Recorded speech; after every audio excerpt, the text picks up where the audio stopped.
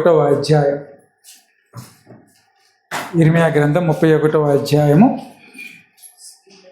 31వ వచనము నుండి 33వ వచనం వరకు చదువుకున్నాం. ఇదిగో నేను ఇశ్రాయేలు వారితోను యూదా వారితోను క్రొత్త నిబంధన చేయు దినములు వచ్చుచున్నవి. ఇదే యెహోవా వాక్కు.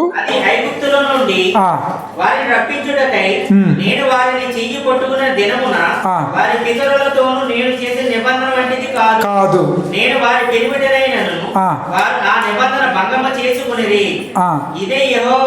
ఇదే యెహోవా వాక్కు. ఈ దినములైన తరువాత నేను ఇశ్రాయేలు వారితోను యూదా వారితోను చేయబోవు నిబంధన ఇదే. వారి మనస్సులలో నా ధర్మవిధి ఉంచెదను, వారి హృదయం మీద దాన్ని వ్రాసెదను. యెహోవా వాక్కు ఇదే. ఒక నిమిషం మనం ప్రార్థన చేసుకుందాం. వాక్య స్వరూపి యేసయ్య, నీకే వందనాలు, స్తోత్రాలు. నమ్మదగిన దేవుడా, నీకే వందనాలు. ఈ మధ్యాహ్న కాల సమయంలో తండ్రి, ఇదిగో నీ వాక్యంను ధ్యానించుకోబోతుండగా నీ వాక్యం ద్వారా మీరు మాతో మాట్లాడమని ప్రార్థిస్తూ, నా మాల్పుణ్ణి అయోగ్యాన్ని నన్ను సులువు చాటును మరుగుపరుచుకోండి యేసయ్య. మీరు మాట్లాడండి తండ్రి. మీరు మాట్లాడితే మేము బ్రతకగలం, మా జీవితాలు కట్టబడతాయి. బలలో చేయబోయే ముందు తండ్రి, నీ యొక్క వాక్యం ద్వారా మమ్మల్ని అందరినీ బలపరిచి సిద్ధపాటు దయచేసి నీ బలలో చేయవేయగలిగే శక్తిని మీరు ప్రసాదించమని యేసునామమున ప్రార్థించి వేడుకొంచున్నాము తండ్రి, ఆమేన్. హల్లెలూయా. సరే, అందరం కూడా చక్కగా తలలు ఎత్తి చూస్తూ వాక్యం విందాం. ఇక్కడ అద్భుతకరమైన మాటలు మనకు కనిపిస్తూ ఉన్నాయి. దీంట్లో 2 ప్రాముఖ్యమైన మాటలు నేను మీకు తెలియజేస్తాను. మొట్టమొదటి మాట ఏంటంటే పాత నిబంధన, రెండవ మాట క్రొత్త నిబంధన. ఎందుకంటే 31వ వచనము ఈ విధంగా సెలవిస్తుంది కదా, ఇదిగో నేను ఇశ్రాయేలు వారితోనూ యూదా వారితోనూ. అప్పటికి ఎన్ని రాజ్యాలు అయిపోయినాయి? 2గా విడిపోయారు. ఇశ్రాయేలు రాజ్యము, యూదా రాజ్యంగా విడిపోయారు. వీరిరువురితో కూడా దేవుడు ఏమంటున్నాడంటే, నేను ఒక క్రొత్త నిబంధన చేయుదును. ఏంటది? క్రొత్త నిబంధన. మరి పాత నిబంధన ఏమైంది? సరే, ముందుకు వెళ్దాం. చేయు దినములు వచ్చుచున్నవి, ఇదే యెహోవా వాక్కు. సరే, పాత నిబంధన గురించి దేవుడు ఏమంటున్నాడు విందాం. అది ఐగుప్తులో నుండి వారిని రప్పించుటకై నేను వారిని చెయ్యి పట్టుకొని దినమున వారి పితరులతో నేను చేసిన నిబంధన వంటిది కాదు. ఇది పాత నిబంధన. దేవుడు ఎప్పుడైతే ఇశ్రాయేలు ప్రజలను ఐగుప్తు దేశం నుండి మోషే ద్వారా కానానుకి ప్రయాణం కొనసాగించమని చెప్పారో, ఆ ప్రయాణంలో దేవుడిచ్చిన నిబంధన ఇక్కడ దాని గురించి దేవుడు మాట్లాడుతున్నాడు. అయ్యలారా, నేను ఒక నిబంధన ఇస్తాను మీకు, కానీ ఈ నిబంధన మీరు ఐగుప్తు నుండి కనానుకి ప్రయాణమే వెళ్ళే మార్గంలో మీ పితరులకు ఇచ్చినటువంటి నిబంధన కాదు. అటువంటి నిబంధన ఇది కాదు. మరి ఏమిస్తారు మీరు? నేను వారి పెనిమిటినైనను వారు ఆ నిబంధనను భంగము చేసుకొనిరి. నేను ఒక భర్తలాగా ఉండి, భర్త ఏ విధంగా అయితే బాధ్యత తీసుకుంటాడో ఆ విధంగా నేను బాధ్యత తీసుకొని ఇశ్రాయేలు ప్రజలందరినీ కూడా ఆ ఎడారి దాటించుకుంటూ కానాను దేశం తీసుకురావాలని ప్రయాసపడితే, నేను అన్ని ఏర్పాట్లు చేస్తే, నిబంధన చేసుకుంటే, వారేం చేశారట? దాన్ని మీరారు, దాన్ని దాటిపోయారు, దాన్ని నిర్వర్తించలేకపోయారు. కాబట్టి దేవుడు అంటున్నాడు, వారు ఆ నిబంధనను భంగం చేసుకుని, ఇదే యెహోవా వాక్కు. తర్వాత వచ్చిన ఈ దినములైన తరువాత నేను ఇశ్రాయేలు వారితోనూ యూదా వారితోనూ చేయబోవు నిబంధన ఇదే. వారి మనస్సులలో నా ధర్మవిధి ఉంచేదను, వారి హృదయం మీద దాన్ని వ్రాసేదను. ఇక్కడ పాత నిబంధన ఏది సూచిస్తుంది అంటే, దేవుడు ఇశ్రాయేలు ప్రజలను ఐగుప్తు దేశం నుండి కనానుకు నడిపించేటప్పుడు తర్వాత వారు జీవించవలసినటువంటి, పాటించవలసినటువంటి, అనుసరించవలసినటువంటి విధి విధానాలన్నీ కూడా మోషే ద్వారా ధర్మశాస్త్రంలో రాయించి ఇశ్రాయేలీయులకు ఇవ్వటం జరిగింది. దేవుడే అంటున్న మాట, నేను ఇప్పుడు ఒక నూతన నిబంధనని చేస్తాను, ఒక క్రొత్త నిబంధన చేసుకుంటాను. ఇది ఎలా ఉండదు అంటే పాత నిబంధన లాగా ఉండదు. పాత నిబంధన అక్షరానుసారమైనదైతే ఈ నిబంధన ఆత్మానుసారమైనది. పాత నిబంధన మోషే ధర్మశాస్త్రంలో పుస్తకంలో రాసి పెడితే ఇది నేను వారి హృదయముల మీద రాసేది. ఈ రెండింటికి ఉన్నటువంటి తేడా అది. పాత నిబంధన అక్షరానుసారమైనది అయితే నూతన నిబంధన ఏం తెలియజేస్తుంది మనకి? ఆత్మానుసారమైనటువంటి నిబంధన. మీ హృదయముల్లో దేవుడు రాసే నిబంధన, మీ హృదయంలో దేవుడు పెట్టేటటువంటి నిబంధన.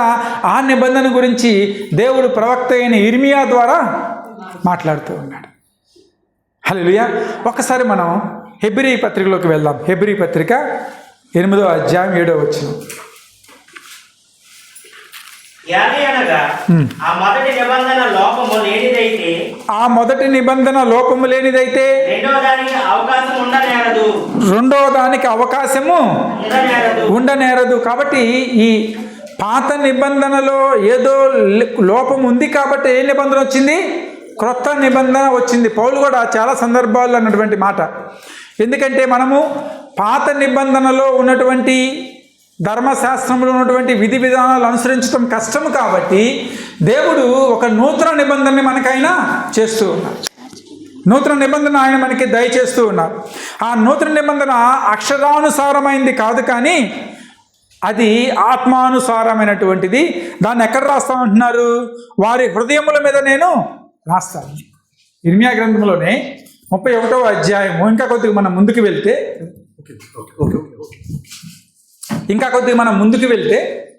34వ వచనం అంటుంది కదా, నేను వారికి దేవుణ్ణై ఉందును, వారు నాకు జనులై ఉందురు, వారు మరి ఎన్నడూను యెహోవాను గూర్చి బోధనందదము అని తమ పొరుగు వారికి కానీ తమ సహోదరులకు కానీ ఉపదేశము చేయరు. నేను వారి దోషములు క్షమించి వారి పాపములను ఎన్నడూ జ్ఞాపకము చేసుకొను గనక అల్పులేమి గనులేమి అందరూ నన్ను ఎరుగుదురు. ఇదే యెహోవా వాక్కు అన్నాడు దేవుడు. దేవుడు అంటున్నాడు కదా, నేను వారి దోషాలని పాపాలని ఎప్పుడు కూడా ఇంక నేను జ్ఞాపకం చేసుకోను అని. కీర్తనలో 103వ కీర్తన 12వ వచనం అంటుంది, పడమటికి తూర్పు ఎంత దూరమో ఆయన మన అతిక్రమములు మనకు అంత దూరపరిచెను అని చెప్పి కీర్తనాకారుడు అంటూ ఉన్నాడు. దేవుడు ఒక్కసారి మనం ఏదో తప్పు చేశాం అని చెప్పి ఆయన ఎప్పటికీ దాన్ని జ్ఞాపకం ఉంచుకునేవాడు కాదు. మనమేదో పాపంలో పడిపోయామని చెప్పి దేవుడు దాన్నే పట్టుకొని మనల్ని శిక్షించాలి అని చెప్పి చూసేవాడు కాదు. వాక్యం అంటుంది కదా, ఆయన మీ దోషములను కానీ మీ పాపములను కానీ ఎన్నటికీ కూడా జ్ఞాపకం ఉంచుకోండి. ఆయన చెప్పిన వాక్యే ఇది. ఇర్మియా గ్రంథంలో అంటూ ఉన్నాడు, నీ దోషములు నేను క్షమిస్తాను, వారి పాపములు ఎప్పుడు కూడా నేను జ్ఞాపకం చేసుకుంటాను. నూతన నిబంధన వారసులుగా నూతన నిబంధనలో ఉన్నటువంటి మనము జ్ఞాపకం ఉంచుకోవాల్సిన ప్రాముఖ్యమైన విషయం ఏమిటి అంటే, దేవుడు మనకి ఒక క్రొత్త నిబంధన ఇచ్చారు. అది మన హృదయముల మీద వ్రాయబడి ఉంది. మనలో ఉంది ఆ క్రొత్త నిబంధన. ఏమిటి ఆ క్రొత్త నిబంధన? ఈ క్రొత్త నిబంధనలో ఉన్నటువంటి ప్రాముఖ్యమైన విషయాలు ఏమిటో కొన్ని మాటలు చెప్పి నేను ముగించేస్తాను. అయితే నూతన నిబంధనలో మనం జ్ఞాపకం ఉంచుకోవాల్సినటువంటి విషయాలు, మొట్టమొదటిది, ఎవరైతే యేసుక్రీస్తు ప్రభువుని రక్షకుడుగా అంగీకరిస్తారో, ఎవరైతే ఆయన మరణమును జయించి తిరిగి లేచాడని విశ్వసిస్తారో వారందరూ కూడా రక్షింపబడినటువంటి వారు. ఎవరు? వాళ్ళంతా కూడా రక్షింపబడినటువంటి వాళ్ళు. రెండో విషయం, ఎవరైతే దేవుణ్ణి ఒప్పుకొని రక్షించబడ్డారో వారందరూ కూడా ఆత్మతో జీవించటానికి క్రీస్తుతో పాటు మరణానుభవం కలిగి ఉండాలి. అంటే క్రీస్తుతో పాటు మరణించి పునరుద్ధరణ అనేటువంటి అనుభవం కలిగి ఉండాలి. అనుభవం ఎక్కడి నుంచి వస్తుందంటే బాప్తిజం ద్వారా అనుభవం మనకి కలుగుతుంది. మొదటిది ఒప్పుకోవటం ద్వారా రక్షణ, ఆయనలో మరణించి తిరిగి లేచిన అనుభవం ద్వారా బాప్తిజం ద్వారా మనకేం కలుగుతుందంటే పునరుద్ధరణ అనుభవం అనేది మనకి కలుగుతుంది. మూడోది ప్రాముఖ్యమైన విషయము, ఎప్పుడైతే మనం పునరుద్ధరణ అనుభవాన్ని పొందుకున్నామో, ఆత్మతో నింపబడ్డామో, ప్రతిసారి కూడా క్రమం తప్పకుండా మనం చేయవలసిన ఇంకొక ఆజ్ఞ, దేవుడిచ్చిన ఆజ్ఞ, చేయవలసిన పని ఏంటంటే ప్రభు రాత్రి భోజనంలో పాల్పంచుకోవాలి. ప్రభురాత్రి భోజనంలో పాలు పంపులు పొందుకోవాలి. ఇది దేవుడు ఇచ్చినటువంటి ఆజ్ఞ. ఇది ఆయన చెప్పిన మాట, లేదంటే ఎవరో చెప్పిన మాట కాదు, దేవుడే ఇచ్చినటువంటి ఆజ్ఞ. కాబట్టి రక్షణ, బాప్తిజం, ప్రభు వల్ల ఇవి చాలా ప్రాముఖ్యము ప్రతి విశ్వాసికి కూడా. ఎందుకంటే ప్రభురాత్రి భోజనంలో పోయిన వారం లాస్ట్ మంత్ మనం ధ్యానం చేసుకున్నాం. ఇది మామూలు రొట్టె కాదండి, ఇది మామూలు ద్రాక్షరసం కాదు, ఇది క్రీస్తు యొక్క శరీరము, ఆయన యొక్క రక్తము. అది మనలో పని చేయాలి అంటే నువ్వు దాన్ని అంగీకరించేవాడిగా ఉండాలి. యోహాను పత్రిక 6వ అధ్యాయం 54వ వచనం ఈ విధంగా ప్రభు అంటున్నారు, నా శరీరము తిని నా రక్తము త్రాగువాడే నిత్య జీవము గలవాడు, అంచె దినమున నేను వారిని లేపుదును అని చెప్పి యేసుక్రీస్తు ప్రభు మాట్లాడుతూ ఉన్నారు. ఎవరైతే ప్రభు బల్లలో పాలు పంపులు పొందుకుంటారో, నా శరీరాన్ని తిని రక్తాన్ని త్రాగుతారో వారందరినీ ఎప్పుడు లేపుతా అంటున్నాడు ప్రభు అంటే అంచె దినముల్లో నేను వారిని లేపుదును. అలనాడు దేవుడు మన్నాని ఇచ్చాడు, దేవుడు దూతలు తినవలసిన ఆహారాన్ని ఇశ్రాయేలు ప్రజలకు ఇచ్చాడు, వారందరినీ కూడా అరణ్యంలో నడిపించాడు, వారికి ధర్మశాస్త్ర విధి విధానాలన్నీ కూడా చక్కగా నేర్పారు.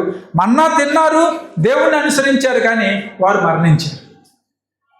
ప్రభు అంటున్నారు, ఒకసారి మీ నూతన నిబంధన వారసులుగా నా శరీరం తిని రక్తము త్రాగితే మీకు మరణము అనేది ఉండదు, మీకేముంటుందట, నిత్య జీవాన్ని నేను మీకు అనుగ్రహిస్తాను. కాబట్టి ఎవరైతే ప్రభువు మీద ఆనుకొని ఉండి రక్షణ, బాప్తిజం పొందుకొని ఉంటారో వారందరూ కూడా ఎక్కడ దేంట్లో చేయి వేయవచ్చు, ప్రభురాత్రి భోజనంలో చేయి వేయవచ్చు. చాలా సందర్భాల్లో మనకుండే అనుమానం ఏమిటి అంటే, ఏ సంఘాల్లో అంటే ఏ డినామినేషన్ అయినప్పటికీ కూడా మీరు కనుక రక్షణ అనుభవం కలిగి బాప్తిజం పొందుకొని ఉంటే దేంట్లో చేయవేయచ్చు, బలలో చేయవచ్చు. ఏ చర్చ్ అయినా, ఏ denomination, CSI, Luther, Pentecostal, Baptist churches, ఎవరైనా సరే క్రీస్తు రక్షణలో ఉండి నీటి బాప్తిజం తీసుకుని ఉన్న వాళ్ళందరూ కూడా ఎక్కడ చేయవేయవచ్చు, బలలో చేయవేయవచ్చు. అపోస్తుల కార్యాలు 2వ అధ్యాయం 42వ వచనం మనకి 4 ప్రాముఖ్యమైన విషయాలు బోధిస్తుంది. అపోస్తుల కార్యాలు 2:42. హృదయముతోను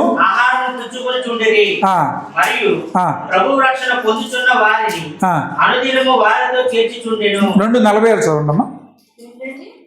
2:46 మరియు వారేక మనస్కులై ప్రతి దినము దేవాలయములో తప్పక కూడుకొనుచు ఇంటింటా రొట్టె విరుచుచు దేవుణ్ణి స్తుతించుచు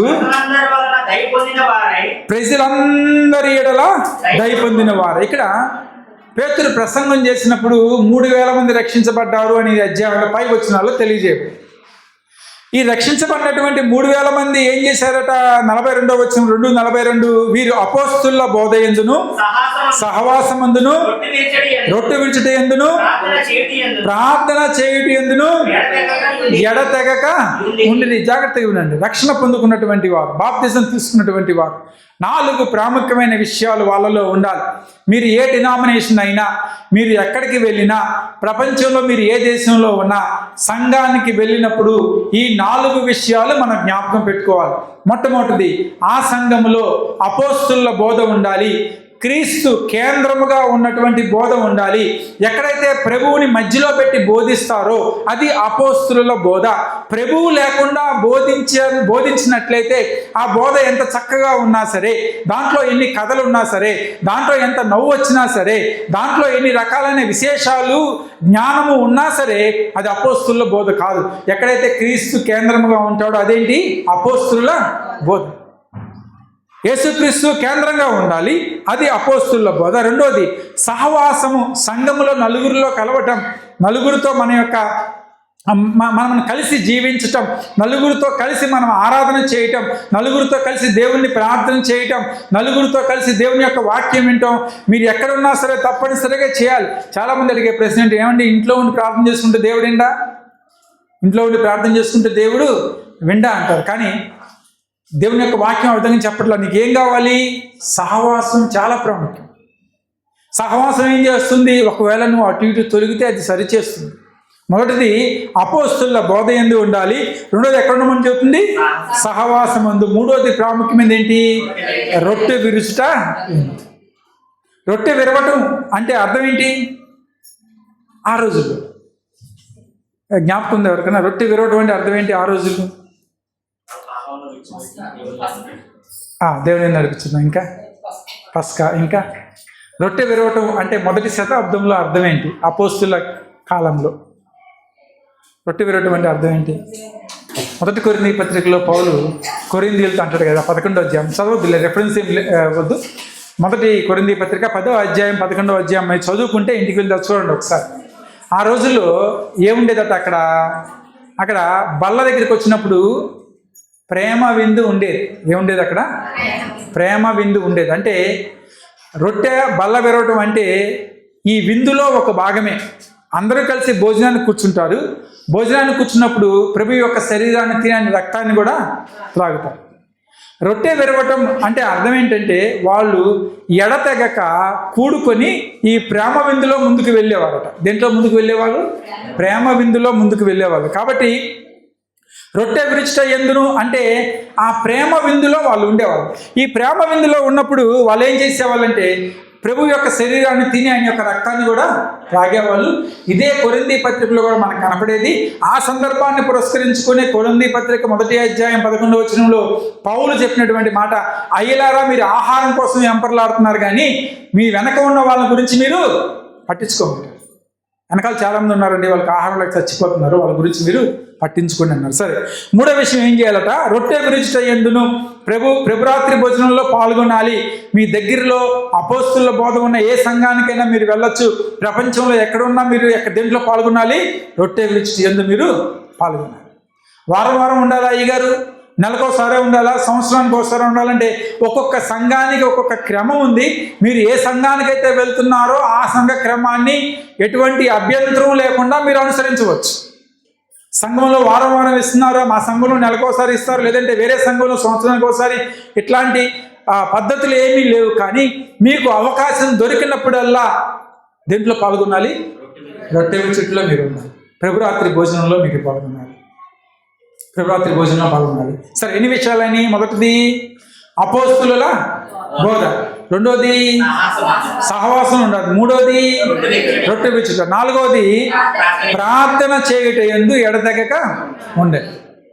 ప్రార్థన చేయటం విశ్వాసకి చాలా ప్రాముఖ్యం. ఇక్కడ పై వచనాలు 2వ అధ్యాయంలోని పై వచనాలు చదివితే పేతురు ప్రసంగానికి ఎంతమంది మారిపోయారు? 3000 మంది మారిపోయారు. పేతురు అంటూ ఉంటాడు కదా, మూర్ఖుల్లో ఈ తరం వారికి వేరే అంటే 3000 మంది వచ్చేసారు పక్కకి. ఈ వచ్చేసిన 3000 మంది రక్షణ పొందుకున్న తర్వాత వాళ్ళు చేసిన పనులు 4. 1 ఆ బోధలో ఉన్నారు, 2 సహవాసంలో ఉన్నారు, 3 రొట్టె విరుచుటలో ఉన్నారు, 4 ప్రార్థనలో ఎడతెగక ఉన్నారు.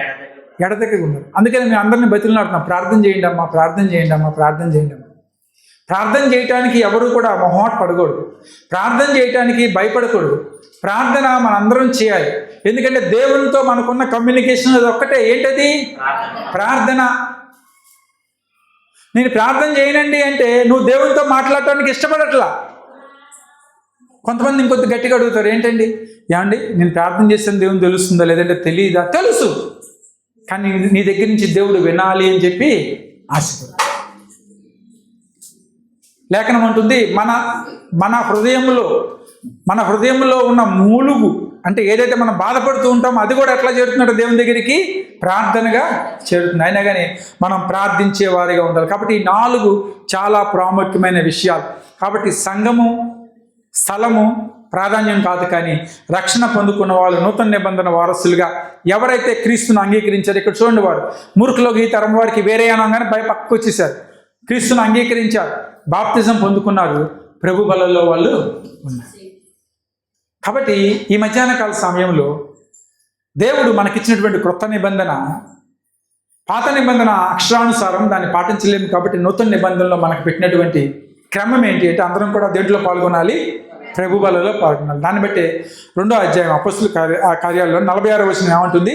మరియు వారు ఏక మనస్కులై ప్రతిదినము దేవాలయంలో తప్పక కూడుకొనుచు ఇంటింటా రొట్టె విరుచుచు దేవుణ్ణి స్తుతించుచు ప్రజలందరి వలన దయ పొందిన వారై. అప్పుడేం చేశారట? ఇంటింటా రొట్టె విరుచుచు ప్రతిదినము, అంటే ప్రతిరోజు కూడా దేంట్లో చేయి వేసేవాళ్ళు? వాళ్ళు ప్రభు బలలో చేయి వేసేవాళ్ళు. ప్రతిరోజు ప్రేమ మీద ఉండేది, ప్రతిరోజు దేంట్లో చేయి వేసేవాళ్ళు? ప్రభు బలలో చేయి వేసేవాళ్ళు. కాబట్టి మనం నెలకు ఒక్కసారి అంటున్నామా, నెలకి 2 సార్లు అంటున్నామా, వారం వారం ప్రభు బల్ల ఉందా?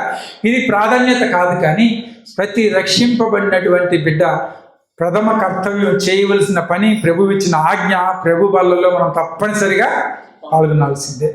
చాలాసార్లు మనం కొన్ని అబ్జెక్షన్ చెబుతూ ఉంటాం. ఈరోజు మా మనసు బాగలేదండి అంటారు. ఈరోజు మా ఆవిడతో పోట్లాడి వచ్చానండి అంటారు. ఈరోజు మా ఆయనతో పోట్లాడి వచ్చానండి. లేదంటే చేయరాని పని ఏదో చేశారండి, కాబట్టి దేంట్లో చేయి వేరు? వీళ్ళు ప్రభు బలలో చేయి వేయటానికి సంకోచిస్తూ ఉంటారు, ఆలోచిస్తూ ఉంటారు. ప్రభు బలలో చేయి వేయటానికి అది ఆలోచించాల్సింది. ఆ పని చేయకముందు మనం, అర్థమైందా? ఆ పని చేయకముందు మనం ఆలోచిస్తే ప్రభు బలలో మనకు అబ్జెక్షన్ ఏమీ ఉండేది. కాబట్టి ప్రభు బలకి వచ్చినప్పుడు మనం ఏం చేయాలి? 2-3 విషయాలు చెప్పి నేను ముగిచ్చేస్తాను, త్వరగా సమయం కూడా అయిపోతుంది. సరే, కాబట్టి మనము ఈ యొక్క ప్రభు బలలో పాల్గొనడం అనేది దేవుడు ఇచ్చినటువంటి ఆజ్ఞ, తప్పనిసరిగా చేయాల్సిందే. సరే, మొట్టమొదటి విషయం, ప్రభు బల దగ్గరికి వచ్చినప్పుడు మనం చేయవలసిన మొట్టమొదటి పని ఏంటంటే క్రీస్తుని జ్ఞాపకం చేసుకోవాలి. ఎవరిని జ్ఞాపకం చేసుకోవాలి? క్రీస్తుని జ్ఞాపకం చేసుకోవాలి. ఎందుకండి అంటే ఆయన ఇది మనకి ఉచితంగా ఇచ్చాడు కాబట్టి. ఎవరైనా డబ్బులు కడుతున్నారా ప్రభు బలకి? బాప్తిజం తీసుకున్నప్పుడు ఎవరైనా డబ్బులు ఇచ్చారా పాస్టర్ గారికి? దేవునికి ఎవరైనా డబ్బులు ఇచ్చారా? ఇవ్వాల. ఎందుకంటే దేవుడు దాన్ని మనకి ఉచితముగా అనుగ్రహించాడు. ఎఫెసీ పత్రిక 2వ అధ్యాయం, ఎఫెసీ పత్రిక 2వ అధ్యాయం 8వ వచనం. దేవుడు ఎటువంటి రక్షణ మనకి ఇచ్చాడో చూడండి. మీరు విశ్వాసము ద్వారా కృపచేతనే రక్షింపబడి ఉన్నారు. ఇది మీ వలన కలిగినది కాదు, దేవుని వరం. అందరం చేద్దామా? రక్షణ దేవుని వరం. రక్షణ ఏమిటి? దేవుని వరం. నీ శక్తి, నీ బలము, నీ జ్ఞానం మీద ఆధారపడి నువ్వు రక్షింపబడలేదు. ఎవరు రక్షించారు నిన్ను? ప్రభు రక్షించారు. దేని ద్వారా? విశ్వాసము ద్వారా. దేనితో? కృపతో. ఎవరి కృప? దేవుని యొక్క కృప. అది నీ వల్ల నా వల్ల కాలేదండి. ఎవరు చేసిన పని? ఇది దేవుడు చేసిన పని. కాబట్టి రక్షణ దేవుని యొక్క వరమై ఉన్నది. రక్షింపబడటానికి మొట్టమొదటిగా మనకేం ఉండాలి? విశ్వాసం ఉండాలి. దేవుడు ఆయన యొక్క కృప ద్వారా ఆ కార్యాన్ని నెరవేరుస్తాడు. ఇది దేవుని శక్తే కానీ మానవుల వల్ల అయ్యే పని కాదు. కాబట్టి మొట్టమొదటిగా బల దగ్గరికి వచ్చినప్పుడు మనం జ్ఞాపకం చేసుకోవాల్సింది యేసయ్య నేనైతే నా సొంతగా రక్షింపబడలేను, నా సొంతగా నేను రక్షణలోకి రాలేను, నా సొంతగా నా పాపముల నుండి నేను విమోచన పొందలేను. కానీ నన్ను నీ కృప ద్వారా రక్షించింది నీవే, అది నువ్వు ఇచ్చినటువంటి వరం అని చెప్పి మనం ఎవరిని జ్ఞాపకం చేసుకోవాలి? ప్రభువుని జ్ఞాపకం చేసుకోవాలి. రెండోది, బల దగ్గరికి వచ్చినప్పుడు మనం ప్రభువు చేసినటువంటి త్యాగాన్ని మనం జ్ఞాపకం చేసుకోవాలి. దేన్ని? త్యాగం అంటే ఏంటి? ఆయన శిలువ మీద మరణించినటువంటి విధానాన్ని మనం జ్ఞాపకం చేసుకోవాలి కదా. శిలువ మీద ఎలా మరణించారు, ఆయన ఎన్ని బాధలు పడ్డారు, ఏ విధంగా మన కోసం దెబ్బలు తిన్నారు, ఏ విధంగా రక్తాన్ని చిందించారు, ఎందుకు ఆయన ఈ విధంగా చేశాడు, వీటన్నిటిని మనం ఏం చేసుకోవాలి అంటే బల దగ్గరికి వచ్చినప్పుడు జ్ఞాపకం చేసుకోవాలి. ప్రభువులు వారు అంటారు కదా, బల్లా నన్ను జ్ఞాపకం చేసుకున్నట్టుకై దీనిని చేయుడి అంటారు. ఏం జ్ఞాపకం చేసుకోవాలి ప్రభువా అని చెప్పి నువ్వు అడిగితే ఆయన అంటాడు, నీ కోసం నేను ఎంత కష్టపడ్డానో నువ్వు జ్ఞాపకం చేసుకో, నీ కోసం నేను ఎన్ని దెబ్బలు తిన్నానో జ్ఞాపకం చేసుకో, నీ కోసము గొల్గొత్తా కొండ ఎక్కటానికి సిలువెత్తుకొని ఎన్ని వీధులు గుండా వెళ్ళానో జ్ఞాపకం చేసుకో, ఆ మార్గంలో ఎంత రక్తం కారిందో జ్ఞాపకం చేసుకో, ఎన్నిసార్లు ఆ సిలువు మొయ్యలేక నేను కింద పడిపోయానో జ్ఞాపకం చేసుకో, ఎన్నిసార్లు ఆ సిలువు నా మీద పడిందో జ్ఞాపకం చేసుకో. నా నెత్తి మీద వాళ్ళు ఎంత గట్టిగా ముళ్ళ కిరీటం పెట్టి కుట్టారో జ్ఞాపకం చేసుకో. నా శరీరంలో గాయము కాని స్థలమేమి లేదు, ప్రతి స్థలం నుంచి రక్తం కారుతూ ఉంది, జ్ఞాపకం చేసుకో. అయినా కానీ 4 శిలువ మీద నేను 2 చేతులు చాపి ఉంచున్నాను, జ్ఞాపకం చేసుకో. వాళ్ళు నా చివరి రక్తం బొట్టు వరకు కార్చారు, జ్ఞాపకం చేసుకో. దీన్ని ప్రభువు జ్ఞాపకం చేసుకోమంటాను. నేను చేసినటువంటి త్యాగాన్ని. 1 పేతురు పత్రిక 2వ అధ్యాయం 24వ వచనం. మనము పాపముల విషయమై చనిపోయి నీతి విషయమై జీవించున్నట్లు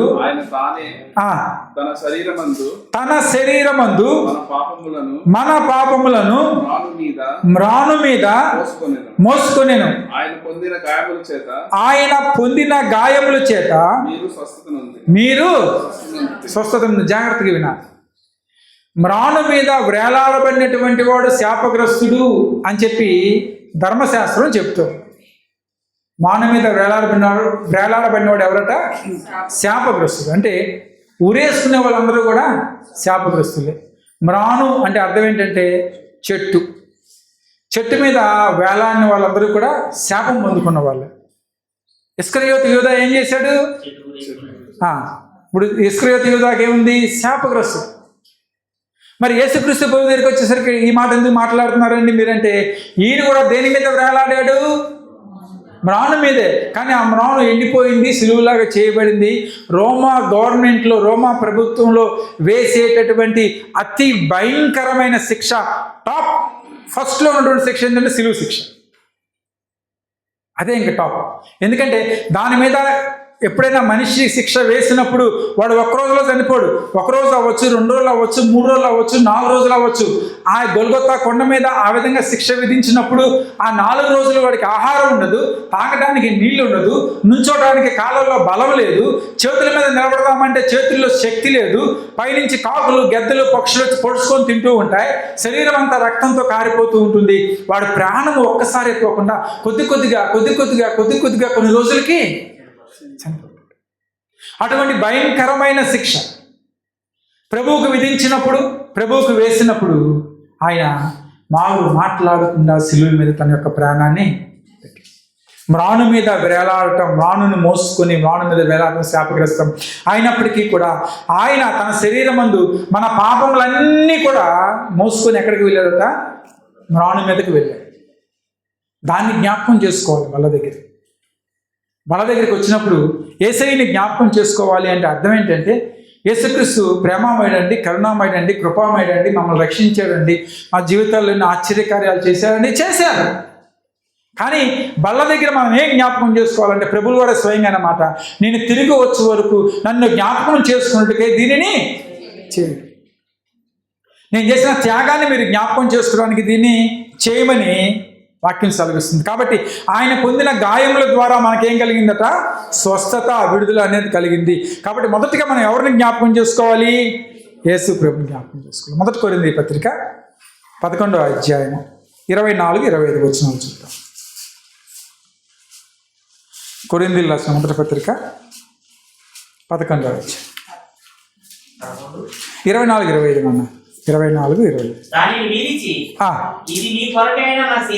ఇది మీ కొరకైన నా శరీరము, నన్ను జ్ఞాపకం చేసుకున్నట్టుకై దీనిని చేయడని చెప్పిన తర్వాత ఆ ప్రకారమే భోజనమైన పిమ్మట ఆయన పాత్రను ఎత్తుకుని, ఈ పాత్ర నా రక్తం వలనైనా కొత్త నిబంధన,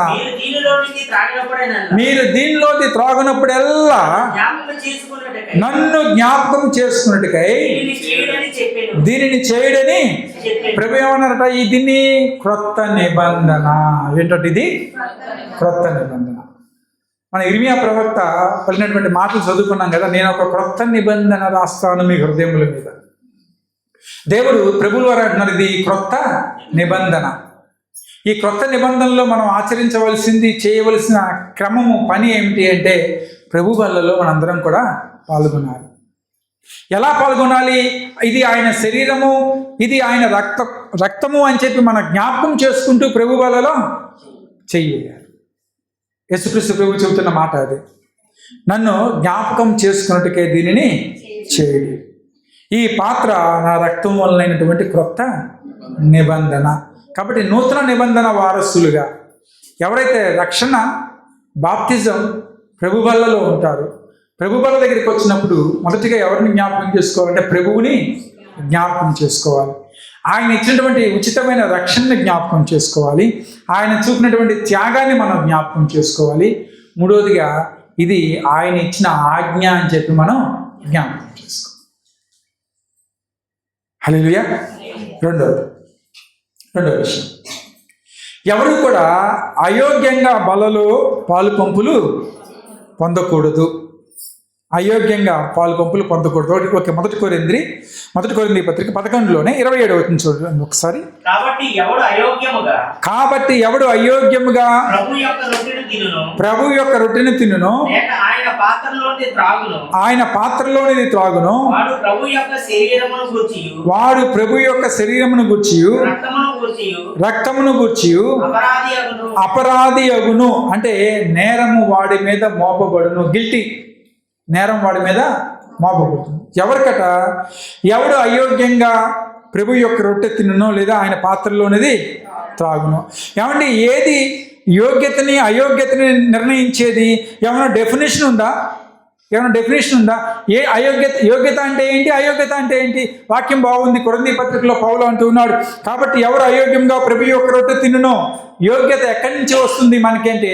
యోగ్యత వచ్చేది రక్షణ ద్వారా, బాప్తిజం ద్వారా. రెండోది మనము బల దగ్గరికి వచ్చినప్పుడు మనము యోగ్యులమా కాదా అని మనల్ని మనమే పరీక్షించుకోవాలి. తర్వాత వచ్చిన మనకు వస్తుంది. యోగ్యము కలిగి దేవుని యొక్క బలలో మనం చేయవేసేవారిగా ఉండాలి. ఆయన శరీరము తిని రక్తము త్రాగటానికి మనకు ఉండవలసినటువంటి అర్హత ఏమిటి అంటే, ప్రభువుని సొంత రక్షకుడిగా నువ్వు అంగీకరించి నీటి బాప్తిజం తీసుకొని ఉంటే చాలు. నీకు దానికి మించి అర్హత ఏమీ అవసరం లేదు. కాబట్టి యోగ్యత కలిగి మనం దీంట్లో చేయవేయాలట, ప్రభు బలలో చేయవాలి. ఎందుకంటే రక్షణ ఉచితం, నిత్య జీవము కూడా ఉచితం. కాబట్టి దేవుడు మనకిచ్చిన రక్షణ కాపాడుకుంటూ నిత్య జీవంలోకి ప్రవేశించడానికి యోగ్యులమై బలలో మనం చేయవేసేవారిగా ఉండాలి. మూడో విషయం చెప్పి నేను ముగించేస్తాను. మూడవది, బలలో పాల్గొనేవారు వారిని వారు పరీక్షించుకోవాలి. 11వ అధ్యాయంలోనే 31వ వచనం. మొదటి కొరింథీ 11:30.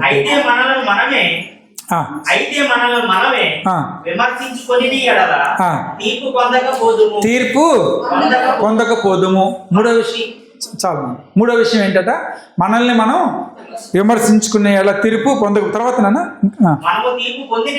మనము తీర్పు పొందిన ఎడల లోకముతో పాటు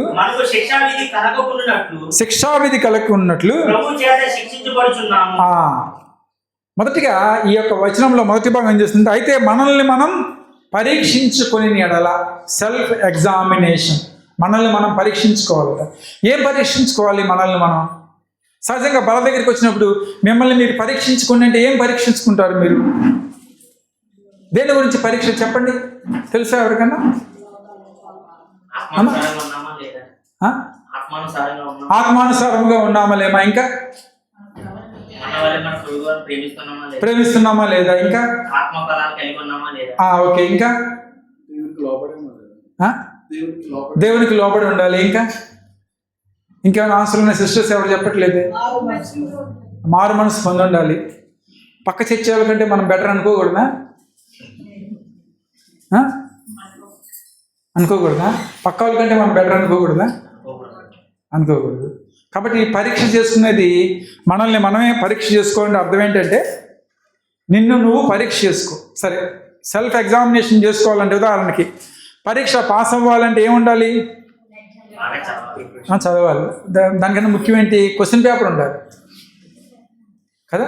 క్వశ్చన్ పేపర్ ఉంటేనే వాడు క్వశ్చన్కి ఆన్సర్ చేస్తే పాస్ ఆఫ్ ఫెయిల్ చెప్తారు. క్వశ్చన్ పేపర్ లేకపోతే ఏమీ లేదు. సరే, క్రైస్తవులుగా మనకి క్వశ్చన్ పేపర్ ఎవరంటే యేసుక్రీస్తు ప్రభువు.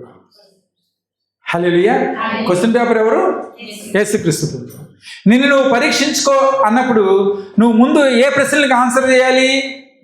ప్రభు ప్రశ్నలకు ఆన్సర్ చేయాలి. అంటే యేసుక్రీస్తు ప్రభుని దగ్గర పెట్టుకొని ఆయన పక్కన నువ్వు నుంచొని చూసుకోవాలి. ఏమని? నేను ప్రభువులాగా ఉన్నానా లేదా అని. నిన్ను నువ్వు పరీక్ష చేసుకొని బలలోకి రావటం అంటే అది. సహజంగా నిన్ను పరీక్ష చేసుకో అనగానే పక్కవాడి కంటే నేను పర్వాలేదండి, పక్క చర్చాల కంటే మేము పర్వాలేదండి, వాడు 4 దొంగతనాలు చేశాను 2 చేశానండి, వాడు 4 తిట్టాడు నేను 1 తిట్టానండి, వాడు అట్లా అండి నేను ఎట్లా, ఇది కాదు పరీక్ష అడిగేది దేవుడు. నిన్ను నువ్వు పరీక్ష చేసుకో అంటే ఎక్కడ క్వశ్చన్ పేపర్, ఎక్కడుంది పరీక్ష ప్రశ్నాపత్రం అంటే యేసుక్రీస్తు ప్రభుల వారే ప్రశ్నాపత్రం. హల్లెలూయా. నిన్ను నువ్వు పరీక్ష చేసుకో అంటే ఆయన ఎదుట నిలబడి నువ్వు పరీక్ష చేసుకో. ప్రభు మాట్లాడినట్టే నేను మాట్లాడుతున్నానా? నా రక్షణ జీవితం బ్రదర్కు నా రక్షణ జీవితం ఏ విధంగా ఉంది? నా ఆత్మీయ జీవితం ఏ విధంగా ఉంది? సాంఘికంగా నేను ఎలా జీవిస్తున్నాను? Don't forget that. మీరు సాంఘికంగా కుటుంబంగా జీవిస్తుంది కూడా చాలా ప్రాధాన్యత. సంఘంలో దేవునితో పోల్చుకుంటూనే మన సామాజిక జీవితం, మన కుటుంబ జీవితాన్ని కూడా మనం భద్రంగా కాపాడుకోవాలి. అసలు నీ గురించి నీ మనస్సాక్షి ఏం చెబుతుంది? ఒకసారి ప్రశ్నించండి. ఎక్కడికి వచ్చినప్పుడు? వాళ్ళ దగ్గరికి వచ్చినప్పుడు. ఇప్పుడు నా గురించి ఎవరైనా అడిగారు అనుకోండి, ఎట్లాంటి పాస్టర్ గారు అంటే అందరూ మంచి వాళ్ళని చెప్పరు, అది మాత్రం జ్ఞాపకం పెట్టుకోండి. సంఘంలో 40 మంది ఉంటే పాస్టర్ గారు ఎట్లా అంటారంటే 4 ఆయన మంచోడు కాదు అంటారు కదా. 4 సరే ఆయన మంచోడు డెఫినెట్గా అంటారు, అడగని వెళ్ళేటప్పుడు కావాల్సి ఉంటుంది.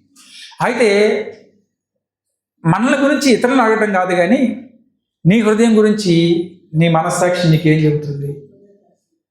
హల్లెలూయా. నువ్వు ఎలాంటివాడివి, నువ్వు ఎలాంటి దానివి, నిన్ను ప్రశ్నించుకో, సమాధానం నీకే దొరుకుతుంది. That is called self examination. Hallelujah. మనల్ని మనం పరీక్షించుకోవటం అంటే అది. మనల్ని మనం సరిచేసుకోవటం అంటే అది. మనల్ని మనం సరిచూసుకోవటం అంటే అది. సహోదర ప్రేమ కలిగి ఉండాలని దేవుడు చెప్తున్నాడు కదా. మరి సహోదర ప్రేమ నీలో ఉందా? పక్కవాన్ని నువ్వు ప్రేమిస్తున్నావా? దేవుని యొక్క వాక్యం ఉంటుంది క్షమించాలి అని చెప్తుంది కదా. ఆ క్షమాపణ గుణం నువ్వు కలిగి ఉన్నావా? దేవుడు అంటూ ఉన్నాడు అవసరతలో ఉన్న వారికి సహాయం చేయమని దేవుడు చెప్తున్నాడు. మరి చేయగలుగుతున్నావు నువ్వు? ప్రభు చెప్పిన మాటలను అనుసరిస్తున్నావా? ప్రభువులాగా ఉండాలని అనుకుంటున్నావా? అది గనక నువ్వు చూసుకోగలిగితే నిన్ను నీవు పరీక్షించుకున్నట్లే. హల్లెలూయా. ప్రభు వాళ్ళ దగ్గరికి వచ్చినప్పుడు దేవుడు చెప్తున్న మాట, నిన్ను నువ్వు పరీక్షించుకోమంటే ఆయనతో పాటు మనల్ని సరిచూసుకుంటూ పరీక్షించుకోవాలి. మొదటిగా క్రీస్తుని జ్ఞాపకం చేసుకోవాలి. రెండవదిగా అయోగ్యంగా బలలో చేయి వేయకూడదు. అంటే ఇది ఏదో అందరికీ తింటున్నారు కదా నేను కూడా తిందాం అనుకోకూడదు. ఇది ఎవరికి అర్హత ఉంది అంటే ఎవరైతే ప్రభువుని రక్షకుడిగా అంగీకరించారో, ఎవరైతే ఆయన మరణించి నా కొరకు తిరిగి లేచాడని ఒప్పుకున్నారో, ఎవరికైతే నీటి బాప్తిజం అనుభవం ఉందో వాళ్ళు మాత్రమే యోగ్యత కలిగి బలలో చేయి వేయాలి. మూడో విషయము, మనల్ని మనం పరీక్షించుకుంటూ బలలో చేయాలి. హల్లెలూయా. కాబట్టి 3 విషయాలు జ్ఞాపకం పెట్టుకుందాం. ఇర్మియా ప్రవక్త చెప్పింది నూతన నిబంధన, ప్రభువుల వారు చెప్పింది నూతన నిబంధన. ప్రభు వల్ల అతి ప్రాధాన్యమైనటువంటిది 4 విషయాల్లో, అంటే రక్షణ పొందుకున్న వాళ్ళు చేయవలసినటువంటి మొట్టమొదటి పని అపోస్తుల బోధలో ఉండాలి. ఏ వాక్యం పెడితే ఆ వాక్యం వినొద్దు. క్రీస్తు కేంద్రంగా ఉన్న వాక్యాలే మనం వినడానికి ప్రయత్నం చేయాలి. రెండవది సహవాసం ఉండాలి. మూడవది రొట్టె విరుచుట ఉండాలి. నాలుగవది ప్రార్థన ఉండాలి. ఈ నూతన నిబంధనలో ప్రభువు చెప్పిన ఆజ్ఞ ఇది. బల దగ్గరికి వచ్చినప్పుడు మనం ప్రభువుని జ్ఞాపకం చేసుకోవాలి, యోగ్యత కలిగి ఉండాలి, మనల్ని మనం పరీక్షించుకుంటూ బలలో చేయాలి. హల్లెలూయా. అప్పుడు బల ద్వారా మనం ఆశీర్వాదాలు అనుభవించగలం. Glory to God. కొద్ది మాటలు దేవుడు దీవించి ఆశీర్వదించును గాక. బలలోకి వెళ్ళ